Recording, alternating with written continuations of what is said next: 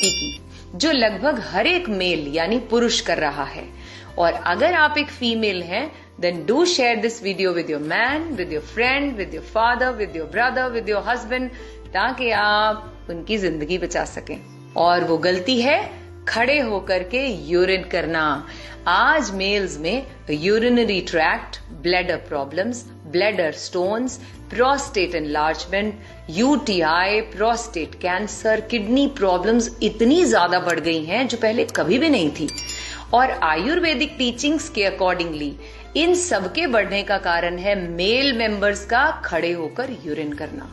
दुनिया भर में बैठकर खड़े होकर के यूरिन करने को लेकर एक मैट एनालिसिस किया जा रहा है, जिसमें बहुत सी स्टडीज परफॉर्म की गई 1990 से 2010 के बीच में, और इसका डेटा चौंका देने वाला था।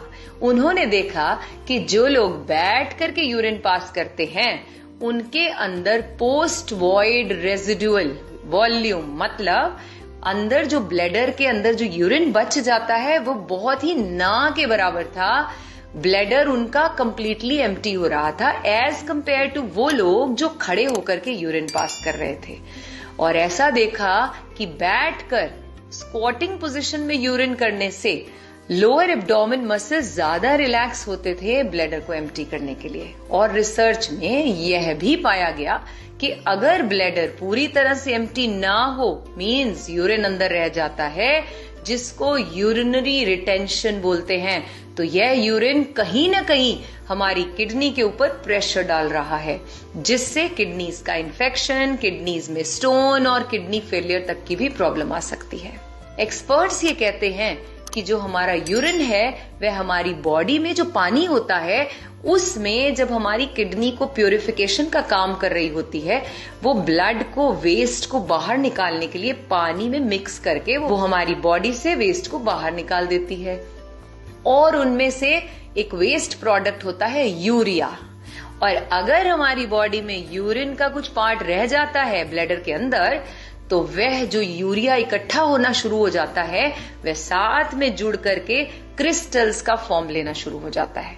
और यही crystals over the period of time bladder के स्टोन के रूप में सामने आते हैं। रिसर्च में यह देखा गया कि जो स्टैंडिंग पोजीशन में यूरिन करते हैं, यही चीज अब बहुत से लोगों में उनकी सेक्सुअल लाइफ डिस्टर्ब करने का भी बहुत बड़ा कारण है। जो ईडी की प्रॉब्लम इतनी बढ़ती जा रही है उसका सबसे बड़ा कारण भी यही है।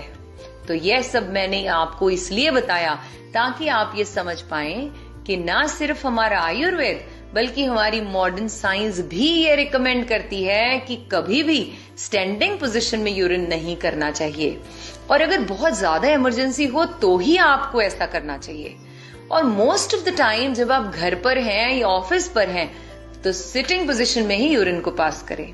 इनफैक्ट आज तो स्टडीज ये भी बता रही हैं कि वह इंडियन टॉयलेट जिसको असभ्य बता दिया गया था अंग्रेजों के द्वारा और वेस्टर्न टॉयलेट को यहाँ पर इंट्रोड्यूस कर दिया गया था, बताया जाता है कि उससे भी हमारी बॉडी का वह जो इंटरनल ऑर्गन है जो यूरिन और स्टूल पास करने के लिए बना है, उसकी शेप के लिए वो बिल्कुल भी सही नहीं है। वह तब अपनी एग्जैक्ट शेप में आ पाते हैं जब हम बैठ करके स्क्वाटिंग पोजीशन में यूरिन और स्टूल पास करते हैं, जिससे हमारी ब्लैडर और हमारा जो वेस्ट मटेरियल है बॉडी से निकलने का वह बहुत ही इजीली पास आउट हो जाता है।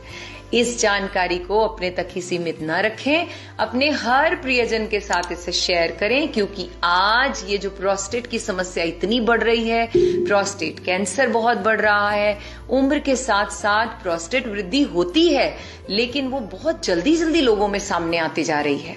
प्रोस्टेट की प्रॉब्लम, किडनी की प्रॉब्लम्स इतनी बढ़ रही हैं, उनका एक प्रमुख कारण यह है जिसको कभी भी पता नहीं किया जा रहा था।